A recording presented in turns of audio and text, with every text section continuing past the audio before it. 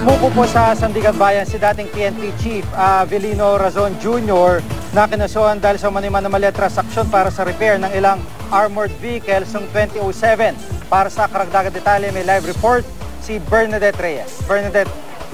Sige, sumuko na nga sa Sandigan Bayan si dating PNP Chief Avelino Razon Jr. kasama ang 10 iba pang akusado matapos ipalabas ang warrant of arrest laban sa kanila at 32 iba pa, kabilang ng ilan pa sa matataas na opisyal kaugnay ng kasong graft at malversation. Pasalas 3 ng hapon ng voluntaryong dumating si dating PNP Chief Avelino Razon sa Sandigan Bayan para sumuko. Hindi pa siya napaunlak ng interview pero sa isang text message, ipinaliwanag niya na may tiwala siya sa justice system ng bansa. Handa raw siyang harapin ang kaso at naniniwala siyang mapapawalang sala rin siya sa huli. Sumailalim din siya sa fingerprinting at kinuhanan na rin ng mugshot.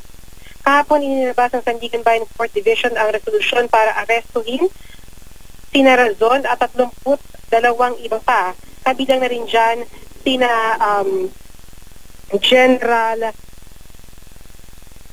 Varias at iba pa mga matataas na opisyal ng PNP. Kanina ay nakapanayam natin ang legal counsel ng mga akusado na si Attorney Maria Nympha Madagan at dadalhin daw sa custodial center ang mga akusado. Hinihiling daw nila na wag itong ititinay sa city jail dahil considering na matataas na opisyal ito ng PNP, baka raw may mangyaring hindi maganda kung sila ay manatili roon. Pero plano raw ng kanilang kampo na mag-petition for bail, lalo't meron na rin katandaan ang ilan sa mga akusado at ang iba pa sa kanila ay sumailalim na rin sa mga operasyon. Kaya kaya ang sinasabi ay hindi rin ganun kalusog yung kanyang mga kliyente. Gigi?